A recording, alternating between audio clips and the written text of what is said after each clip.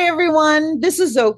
You are watching Simply SCAdian, no title required, a show about regular folk in the SCA. Eric is still on sabbatical, so I am once again joined by my incredibly talented co-host, Jalicia at Northcliffe. And just so you all know, in the real world, in the modern world, Jalicia is a reporter. So she is probably more talented than I am at this sort of thing. Oh, And no, no, I no, am no. so delighted to have her as my co-host. Well, thanks. I'm delighted to be here. It's wonderful always to have you as co-host. Thank All right, I'm gonna let Jalicia introduce tonight's guest while I do my geek girl stuff. Take it away, Jalicia. Okay, tonight we have Laila al-Sanna al-Andalusiya. She has served as East Kingdom Queen's Bard, Bard of Caid, Lion Bard, Bacale Arts and Sciences Champion of the East, Chatelaine of the Crown Province of Ostgard, and Minister of Arts and Sciences for the Barony of Leidenmeer. She was co-founder of the Bardic War, the founder of Opera de l'Est, and the former chair of opera studies for the East Kingdom College of Performers. Laila specializes in late medieval and Renaissance vocal and theatrical performance. She is most well known for her performances of 13th to 15th century Ladino music and her groundbreaking research into the roots of Sephardic musical traditions. Laila is also building a reputation as a visual artist, receiving particular notice for her Renaissance-style chiaroscuro figural studies in charcoal and clay. She teaches classes on vocal performance, classical Arabic music, late Renaissance English theater, and the historical role of courtesans in the performing arts. Laila has been in the SCA since 1993. She currently lives in Atlantia, but she has also resided in Caid, the West Kingdom, the East Kingdom, and Ethelmark. Welcome, Laila. Hi, it's so good to be here. It's so great to have you on the show. So the first question we ask everybody, how did you find the SCA? So I was 13 years old when I found the SCA, and no one in my family was in the SCA, and they thought it was very weird. They were very nervous about it. They wouldn't let me go to camping events. It was a whole thing. I actually grew up in, and now I'm going to blank on the SCA name, but I grew up in Honolulu. So a very distant part of Caid, actually, that sort of functions a little bit differently from a lot of the rest of the SCA. I was, 13 years old, and I think I had my first boyfriend, and he was in the SCA, and he took me to fighter practice on a Sunday afternoon. Sorry about that. Yeah, he took me to a fighter practice on a Sunday afternoon in a park, and I felt like I had found my people. It was a ton of fun, but truthfully, my involvement was really limited until I went to college because my parents didn't understand it and were a little nervous about the whole thing. And then when I went to college, I became very, very good friends with a man who is now actually a white scarf in actually I'm not sure if he's received his the new peerage for. Master of Defense. I would not be surprised if he had, but I haven't spoken to him in many years. But his name was Lot, and that was his SCA name. And he was one of my best friends, and he'd been in the SCA forever. And he and some of his friends decided to start a household, and I became involved in the founding of the White Star, which was a ship household based in Caid. So it was I sort of had two introductions to the SCA. That's amazing. And of course, your resume is full of performance. So that's obviously your thing. And I just want to ask about some of these things. What is the Bardic War? And why did Okay. you decide that we needed a Bardic War? The Bardic War was a COVID creation. Oh. The Bardic War, it was actually an amazing event. Unfortunately, it wasn't really able to get off the ground for a second year, so it was a one-time Mm. event. But it was it started, I think, at an online Bardic circle, and a couple of us started to throw around the idea of of taking what we were doing up a notch and having a serious international bardic event. COVID provided a really interesting moment for that because all we could do was online events. Yeah. And there was such a need for community building and honestly just for anything to help us get through that very strange moment in American history and in world history. And we did a week-long online event that included a bunch of classes, but also we basically set up like an Olympic style, I want to say, system where there were, I think, 17 or 18 different categories. Oh, wow. And in each category, there was a separate competition, separate judges, and points awarded for each category so that what kingdom won was what happened when you added up all those points at the end. And there were kingdom alliances, so there were actually 3 main parties, and the East Kingdom Alliance, which I believe was East and Atlantia, was the one that ended up winning. But it was fantastic. What we really loved was that we were able to finally separate out all of these amazing performing arts that we have that are not very easy to judge against each other. We had a separate category for performance of period music and performance of original music in a period style. We had a separate category for improvisatory performance. We had a much wider range, and we really spent a lot of time hammering out like what are these different areas that we should be highlighting. It was exciting. A lot of logistical work. Yeah, that sounds like it. Sounds amazing. Yeah. Now, also, what is Ladino music? I'm not familiar. What is? Right, so Ladino music is an interesting thing. The dating of Ladino music is very controversial, and it was actually always sort of an issue in some of my competitive experiences because Ladino music is an oral tradition. So Ladino is a Judeo-Spanish language that originated in medieval Spain, in the Jewish communities in medieval Spain. And in 1492, when the Jews were expelled and they moved all over the place, it changed. The language changed because they took the language with them.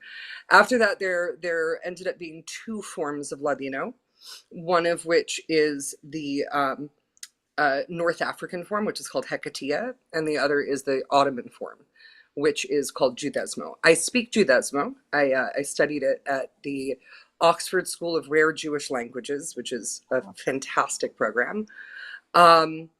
And I've been singing Ladino music for 20 years. Now, the truth is about 90% of Ladino music we really think is probably 19th century or later. But there are a small number of pieces that there is reason to believe we can date back before the expulsion. Mm. And that is, like I said, it's kind of a controversial topic because dating oral history is rife. It's a really complex idea.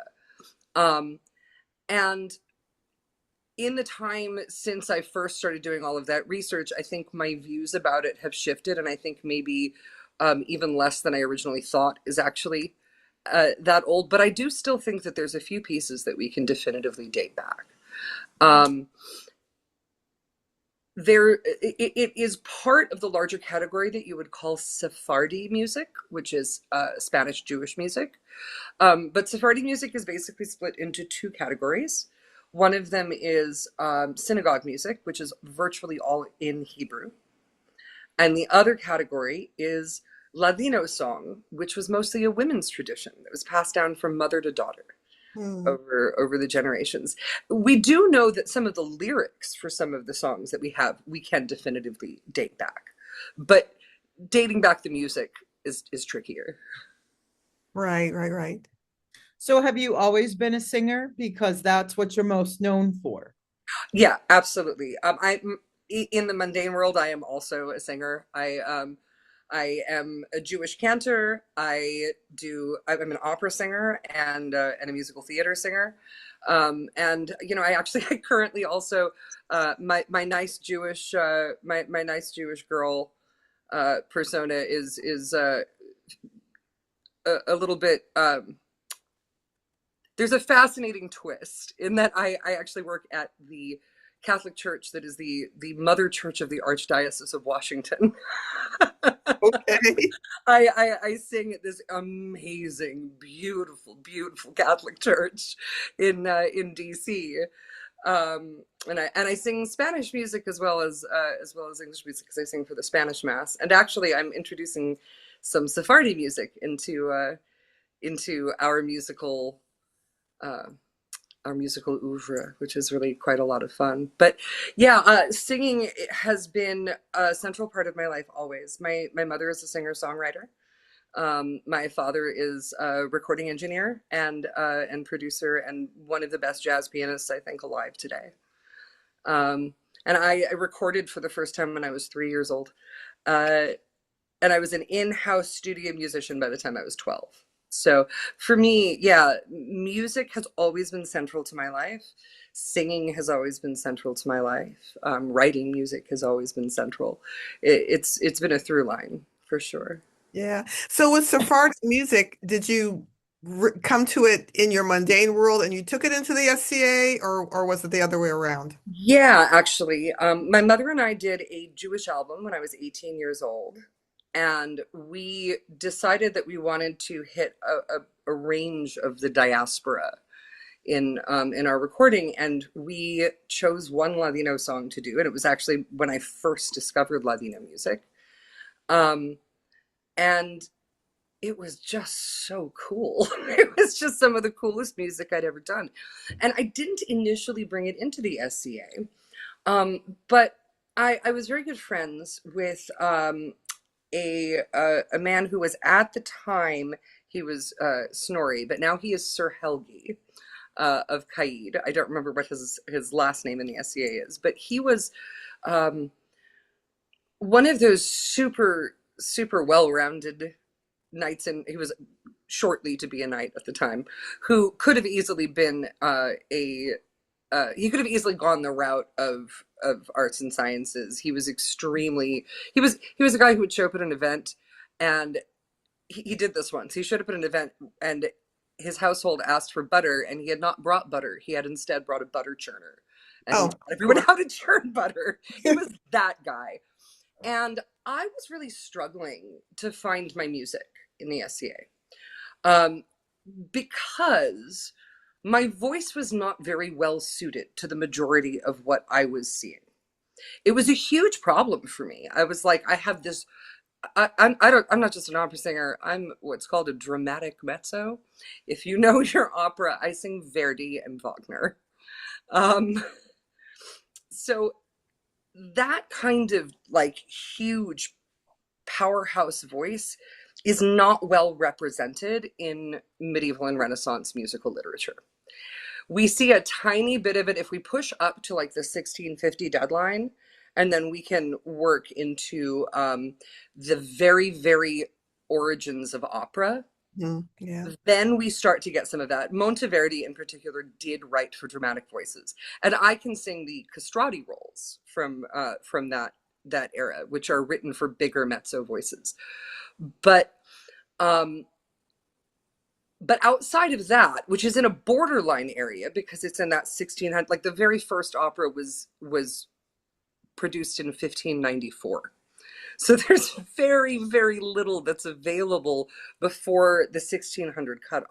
Yeah. If we use the 1650 cutoff, we have a little bit more room, but the folk music of the period and the sort of SCA style folk music is really fun, and I love singing harmonies on it, and I love being in that environment. But it's not what um, it's not the kind of singing that really like suits me best. So I found myself sort of flailing, trying to find where there was music in the SCA that really was a good match for me. And you know, in the long run, I ended up finding there's other traditions that I found that are also really interesting and rich, but it's limited. The amount of music that's there for a really big voice in our period repertoire is really limited. And Ladino music is like passionate, full-throated, beautiful melodic music that really it just suited me. So my friend Sir Helgi said, you know, I think you're looking too far afield. I think you need to pull it in a little bit and think about, like, can you find the origins of this? Can you find the earliest version of this music that you love so much? Because it is in the writings, we know it existed then. We don't know exactly what it was, but we know it existed. So that sort of led me down the rabbit hole that took me into the idea of what are the roots of this Ladino music tradition. So Wow, that's you've been Kingdom Bard, correct? In two different kingdoms, yeah. So tell us about, first of all, the compare contrast between two kingdoms, and then compare contrast the competitions, please. Vastly different experiences. So I was only the second Bard of Caid. It took Caid a very long time to get around to having a Bardic championship. So there wasn't nearly as much history and background, but what there was a huge amount of anticipation. The Bardic community had been pushing for it for a really long time. So I had been disappointed in the first Bardic competition that I hadn't won. I had really been hoping, and when I came in for the second one, I want to say I didn't really give anyone else a chance. I came in a way where, like, I had a plan and I really knew I wanted this championship, and I had a unified, you know, persona-based presentation through the whole thing. And I brought in some pretty powerhouse pieces. I was less disabled at the time when I did the Bard of Caid competition, and one of my entries was actually classical Indian dance, which is a storytelling form that people often forget fits into our Bardic mold because it is a storytelling form. Even in the narrow definition of Bardic, it's storytelling. It's just physical storytelling. So I think by bringing in a really wide range of offerings, and by really prepping for it, I put myself in a pretty good position for that one.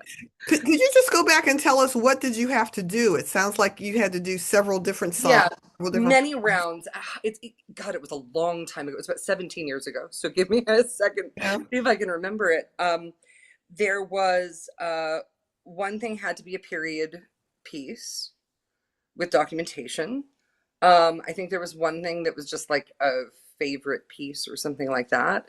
And there was a round where they gave us 2 words and 30 minutes to write something. Oh, wow. Do you remember what your words were? I don't remember what the words were, but what I do remember is the prep that I did for it, because I was a crazy person.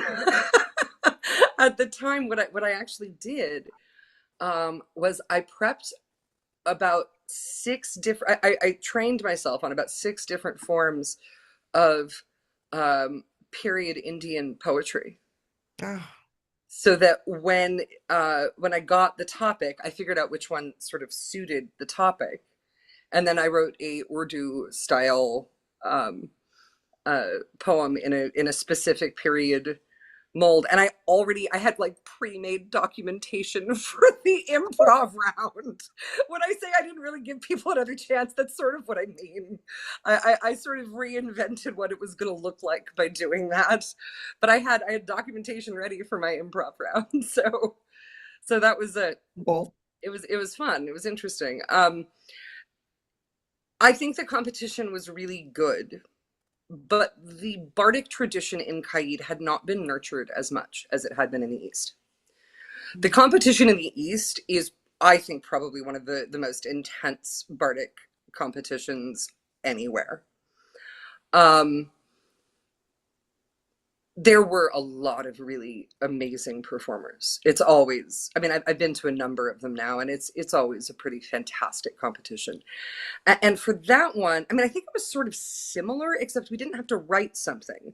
We had one had to be a period piece, one had to be original, one was song of your choice, and then there was the final round, where they gave a topic and you could write something new or you could pull something from your repertoire. And I actually did pull something from my rep for that. a Latino song. All right. What were the duties as a royal bard in Caid, and what were the duties in the East? The duties in Caid were not well defined. They were mostly just about running the competition for your successor, which unfortunately was something I had to pass off to someone else because I had to leave Caid before the end of my year in the position, which was really unfortunate. But you know, real life happens. Um, and I was in the West Kingdom by the last couple of months, so someone else had to do it for me. But we were sort of just trying to make a place for ourselves. We were showing up at court and doing stuff to make our presence known, but nobody really knew what to do with us yet. In the East Kingdom, it is quite well defined. There's yes, you have to set up the competition for your successor, but also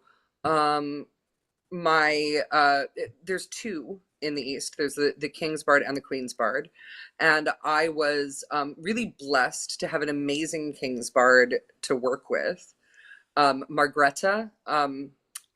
Again, I can't remember anyone's last name today. It's been a while, but Mistress Margreta, who she's an absolutely astonishing musician, and we together planned royal courts, and provided music whenever there was a lull in court. We made sure that we knew how to speed up the process of getting people to move out after after getting awards and things by bringing the music in at the right moment, bring the right kind of music in to sort of keep things moving along. And I think that between the two of us, we really were able to create an ambiance in court that was really transportive. And I think that was more than anything what our job was. We also had we had a few specific expected performances.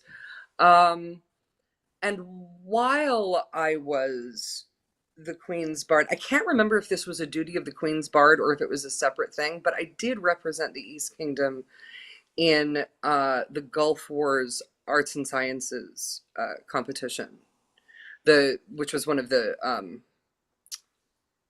war points. So I did that as well. Yeah, oh, great. Now you've been involved in Bardic in so many different kingdoms, Caid, West, East, Ethelmark, and now in Atlantia. So can you kind of compare and contrast the Bardic tradition and the community in all those different kingdoms? I've had a really limited experience in either Ethelmark or Atlantia, so I can't really speak to those, but I can speak quite a bit to Caid and the East. Like I mentioned, the East had a longer, more embedded Bardic tradition. When I came to the East, I felt like I was coming into something much more solid. But I will say, an early experience in the East Kingdom actually was really defining for me in terms of my SCA involvement. I think I was maybe 23, 24, something, 22. I was maybe 22. I moved to New York. I'd been living in LA before then, and I moved to New York. And I think it was the first event that I went to in the East Kingdom was the very first Harper's Retreat, which was in New Hampshire. Now, Harper's Retreat is not the same event it used to be. It's become a fighting event, which I think is really sad, to tell you the truth, because it was an amazing event, because it was a camping event that was just about Bardic. That's all it was. It was 100% Bardic. There were harp lessons and tons of classes, and just this amazing opportunity for us as bards to all be together. And I'd never experienced anything like that in the Kingdom of Caid. And I actually had called one of the organizers to see if I could get a ride, because it was in New Hampshire and that was pretty far and I didn't have a car. And she said to me, "Yeah, absolutely, I'll get you a ride." And then she said, "And do you want to teach a class?" And I went, sure. yeah, I could teach a class. And she said, well, what would you like to teach? And I said, I'll tell you what, I will teach a medieval and Renaissance vocal master class. Mm. It became like my signature class, actually. But I think the kicker was I got there. I was very nervous about doing this class, but I was a professional singer, and I'd been teaching voice for many years, and I knew that I knew how to do it, but Mhm. I was very nervous. When I got there, first of all, there were like 45 people in my class. Wow. It was huge, and they didn't know who I was. But I was an out of kingdom instructor who had come in and was teaching something called a master class, and they trusted me. They just like gave me their trust at the beginning of this class, and it was amazing. I mean, it was fantastic, but it only worked the way it did because they trusted me. Mm. And I kind of got lucky on that. Like I think I just seemed much cooler than I actually was. I think on paper I was very out of kingdom teacher, right? But I didn't actually know how it was going to go, and it was so successful, and it felt so organic to me that started, you know, what became a huge part of my SEA experience, which has been teaching. There was a time when I was teaching probably almost every weekend somewhere, at least 2 to 3 weekends a month. And I used to travel all over Caid, which is a pretty big kingdom. I used to travel all over Caid to teach because I was in the East briefly, and then I was back in Caid for quite a while. That moment, that experience of having the success in that class really like set me up for future success. And then from there I started thinking, oh, well, what else can I teach? What do I know? Some of the classes I teach didn't come until much later because I had to study them. I didn't start out knowing classical Arabic music, but actually learning Ladino music led me to learning classical Arabic music. And it was a process. It was sort of a very long rabbit hole, I want to say. um, and all of that eventually made its way back into classes. So you have not been active in the SCA for 2 years. That is true, yeah. What led to that decision? I want to say it wasn't precisely a decision, at least not at first. It just sort of happened. So COVID happened, and we did the Bardic War, and I worked so hard for the Bardic War, I cannot even tell you. And I was exhausted afterwards, and um, things were slow to get back moving. And by the time they were moving again, I wasn't in the same kingdom anymore. And I was living kind of in the middle of nowhere, and there was just really very little going on around me. So for a while, my lack of involvement was that there was, for me to go anywhere, I had to go really far. Additionally, my personal life is crazy at this point. I'm a freelance teacher and singer, and I'm a fill-in cantor and rabbi at a number of different congregations currently. I am a full-time rabbinic and cantoral student. Um, and yeah, I don't sleep enough. And I'm not entirely sure how I would fit it in. Additionally, and this is a big thing, and this is a thing that affects a lot of people besides me, I've become more observant as a Jew, and almost all of our events take place on Saturdays. Yeah. So it's extremely difficult for me to attend. Um, that's a complicating factor. And now I also work on Sundays because I work at a Catholic church. So my weekends are really filled up. So it's very difficult for me to find a way to participate in the SCA as it currently is. And also, to be honest, I'm struggling to get by. And it's expensive. The SCA is an expensive hobby. Yeah, it is. Yeah. Do you wish we did have more events, like on a weeknight or just a time that wasn't a weekend? I mean, I think I'm a rarity. I wish there were more Sunday events. I really do. For me at this moment, that might not help me as much as I would like, but in a general sort of way, um, there are a lot of people who have difficulty with Saturday events, both for religious reasons and because of work schedules and that sort of thing. So I think just a little bit more range in those events would be really helpful. Um, that was a big factor, and it's the thing that sort of made it inevitable that it was going to happen this way. But in a broader sense, I'm going to be really vulnerable here. I'm going to be really honest about this. I've been in the SCA for 30 plus years. I've taught hundreds of classes.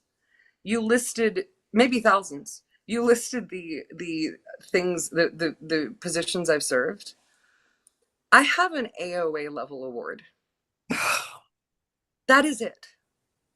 And after the Bardic War, the person who led the East Kingdom to victory received a special award for that. But I didn't. And it hurt. Yeah. And after a while, it got to hurt a lot.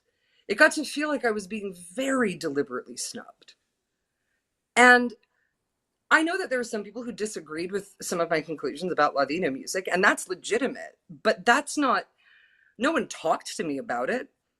No one sat down with me to say, what's going on here? To which I could have said, look, I do have some beliefs about this that are maybe a little controversial, but you can also look at the rest of my body of work that is not in question.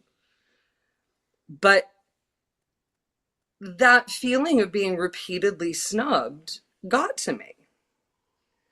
And after the shocking amount of work I did for the Bardic War, and the shocking lack of recognition that came afterwards, I was tired. Yeah. No, I completely relate to that. There is a I have also been in the SCA as long as you have, and there is a certain GOA level service award that I have never received. And I think people think that I already have a dragon's heart. Mm-hmm. And it's sort of like, why should I keep serving my kingdom when I don't even have the GOA level award for my service? I mean, I completely, and I felt the same way when it came to the laurel.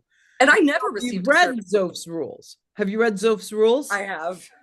So I talk very frankly about my struggles and how, for me, it was getting over myself.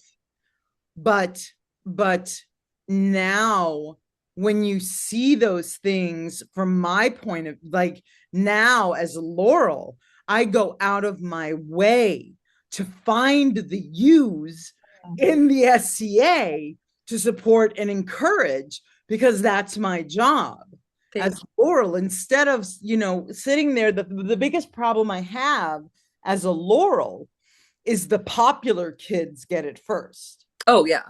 Yeah. And it really bothers me. And I will stand up in meetings and say, we are awarding this person. You want to give this person this peerage because they're a popular person. Mm-hmm. Can we sit down and talk about their research and what they do?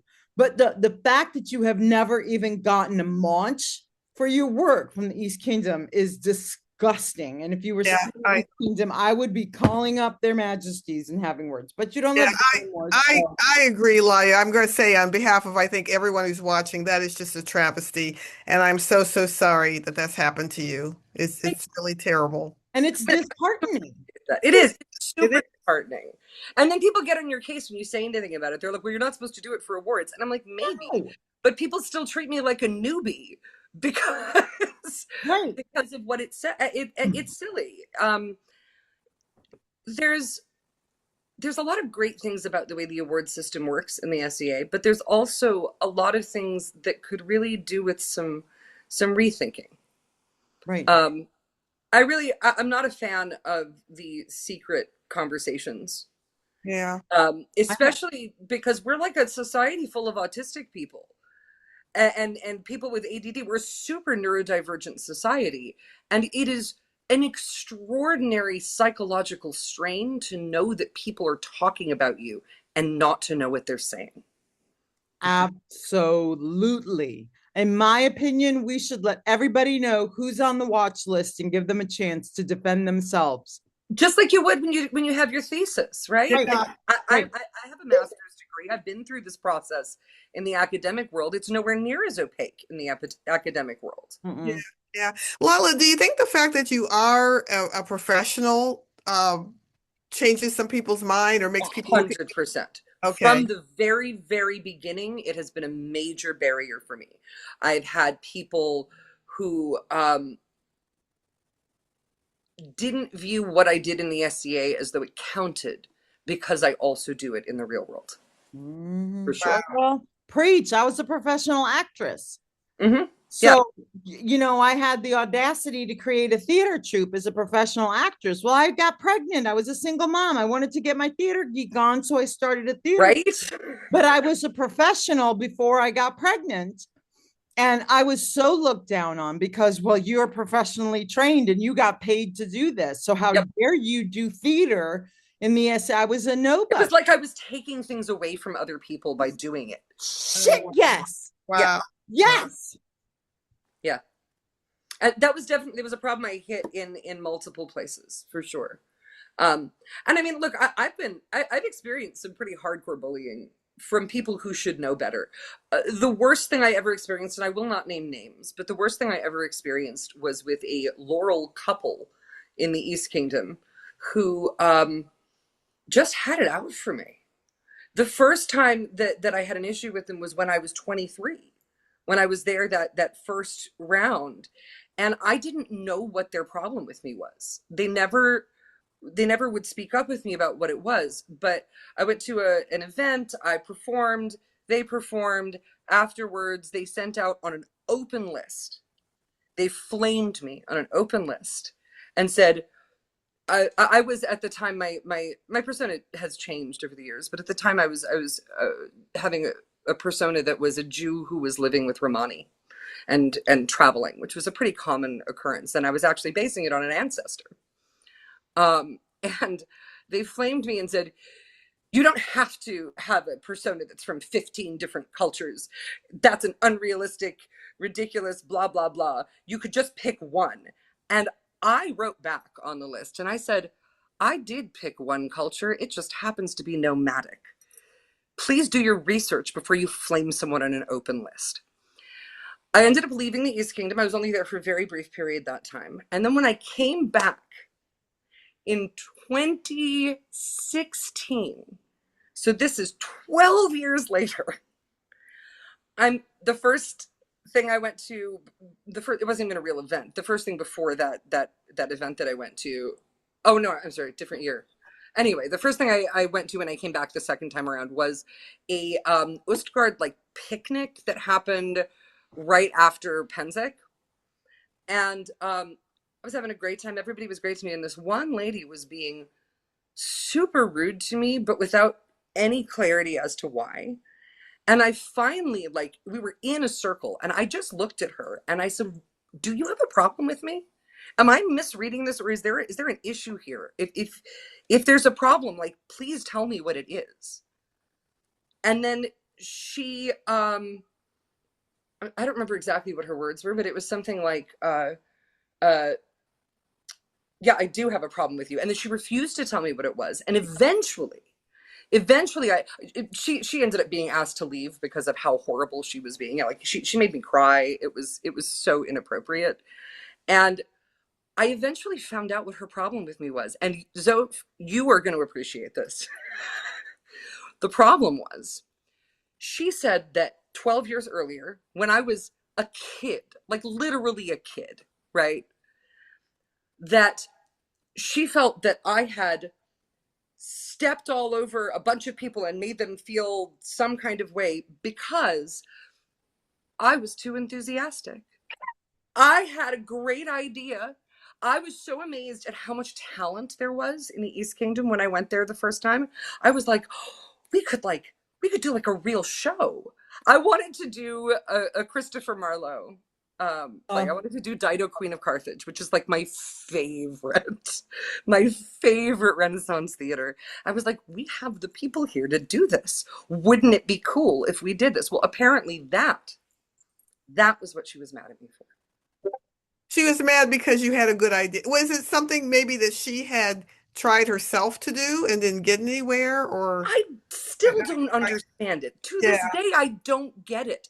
As far as I can tell, um, she felt that I talked over people and my enthusiasm was too much and I was overwhelming people. And I'm like, okay, so I'm a neurodivergent person, like so many people in the SCA, and my enthusiasm is a big part of me. And also, this is a place we're not supposed to have to be completely masked all the damn time. Thank you. So I I experienced some real bullying from this couple for no good reason, and it never stopped. Like they weren't nearly as active as I was by the end of my time in the East Kingdom, so I just sort of wrote it off. But yeah, I think I'm a pretty nice, friendly person. I've never intentionally harmed anyone. It's always been weird to me how much aggression there has been against me at various times that I just didn't really understand the source of. At the time, I didn't know I was autistic. I do. I know I am now. I'm autohood. I'm autistic and ADD, and I think maybe there's some perception issues that happen with that could have something to do with it. But as a general rule, I'm well liked in most of my life, so I'm not really sure why things have gone off the rails multiple times the way they have. Yeah. Jealousy. I always write it off to jealousy that Mm, people think, I mean, just to use myself as an example, I'm a really good actor. I'm a really good storyteller because Yeah. I'm a really good actor, right? Hmm. But all people see are the results of 56-year-old Zoe and don't see 12-year-old Caroline trying to sing a song in a talent competition in junior high and sucking. You know what I mean? And don't see the years of acting classes and voice lessons and tap lessons and all that other stuff that I did to hone my craft and hone my craft and hone my craft. Right. And so they see what seems like rock star ability and don't understand the backstory of how hard you worked to get where you are today. Yeah. And all they see is, how dare you be so good? yeah. Yeah. I think some people see it as like a zero-sum game. Like if that person is so good, then somehow it takes away from me, which is really ridiculous. I mean, especially in Bardic, we should all be supporting each other. Well, in every aspect of life in the SCA, we should support each other. I mean, Right. it's one of the reasons I like to teach because I felt like it actually helped to lessen some of that energy because I was clearly trying to help other people be their best selves also. You know? Exactly. I mean, teaching is so vital. Yeah. Yeah. I mean, it's been one of my favorite things in the SCA has been the teaching that I've done in the SCA. And I'm a private voice teacher, and like most of my students are SCA people.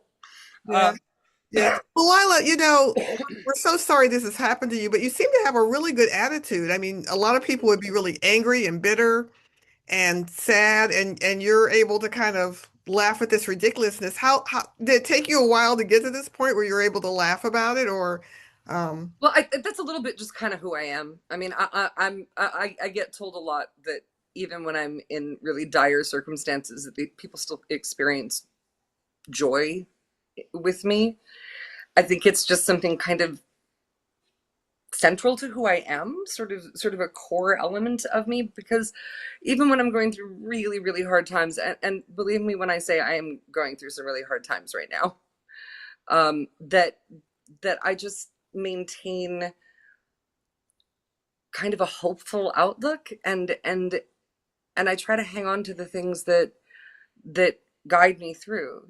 I have wonderful partners. I have I'm doing music professionally, which is amazing. I love my school. I love my studies. It's been a wonderful experience for me to go through that process. So I hang on to the things that really are guiding lights that pull through. And the SCA has given me so much. Whatever frustrations I have, and whether I go back and play again or not, which, remains to be seen, frankly, my life has been really, really influenced by the SCA on many, many levels. I met my life partner in the SCA. I discovered Ladino music. I sort of discovered it before then, but I really got into it in the SCA. And through that, Maqam, which is a classical Arabic music, I explored my own family's history in my time in the SCA. And I think I became a much better teacher from all that I did in the SCA. So all of that to me is enriching. Oh, and I'm a musical theater writer, and I have a show right now that's in development that, although it is not technically an SCA period show, was extraordinarily influenced by the SCA. It's called Dublin Rising, and it's about the Easter Rising in Ireland, specifically about the women who were involved in the Easter Rising. And we've got a lot of very, very hardcore Irish history buffs in the SCA, and all of the time sitting around campfires and listening to the old Irish guys talking about their old Irish families, really made me want to. I'm half Irish, and it really made me want to connect to that part of my family as well. So, in some ways, almost everything I do in my life has a through line that has come from the SCA. And like I said, so many of my friends and my students and my community, even though I'm not currently going to events, I'm still in that world. And the people that I met in the SCA are still a major part of my life. Yeah, well, you've got a beautiful outlook. You really do. Well, listen, it's getting late. I gotta get in my question, my signature question. Oh, yes. Okay, if you could go back in time during our period, but you can only spend 1 hour and you cannot influence history at all, you can just observe, what would you do? Where would you go? That is such a good question, and it's really hard for me to pinpoint one thing. But if are we going with the SCA having no start point, or are we going with no, 500 to 1600 or maybe 1650? Okay. That's really specific. All right. I think I would like to see the first Shakespeare production. Oh, yeah. The first one? The very first. What was it? I don't remember. Yeah, I don't remember either. Somebody out there, someone Google it. Yeah, but that would be great. Yeah. Or honestly, any Shakespeare production. Yeah. The actual troupe, seeing the actual troupe. Yeah, that would be something. Yeah. And the groundlings be like right up against the stage. So cool. All right. We are almost out of time. So it's time for the very last question. What can the SCA do better? Accessibility, accessibility, accessibility, accessibility. We didn't get into it at all, but when I had to ask for accommodations I'm disabled. When I had to ask for accommodations over and over and over again, I would get hit with accusations of trying to take advantage and be told that I should have to deal with those expenses myself, and it was not the SCA's problem that I was disabled. We need to be better. We need to be better about how we deal with disabled people. And I think we also need to be better about how we deal with religious differences, and we need to be better about how we deal with diversity in our community. If we could handle those things, that would take us a long way. Gotcha. All right. Well, thank you for being with us tonight. This has really been a delight. And it's wonderful to see your face. And it's really great to have this in-depth conversation with you about everything. Yeah, this was a delight. Thank you so much. All right. Yeah, go ahead, Jalicia. Pardon? Go ahead. Oh, I was just going to say it's great to meet you, and I'm going to keep your name, and I hope we can connect on Facebook or something. I'd love to talk to you more. This is really Absolutely. Good. All right. We have been talking with Laila, al-Sanna, al-Andalusiya. And we will be back the second week, I think, in January. And Lucas will be back with us then. But Jalicia, as always, will be my pinch hitter when I need another awesome co-host. Thanks for watching. I'm there. Everybody have a great holiday. Laila, have a great rest of Hanukkah. Thank you.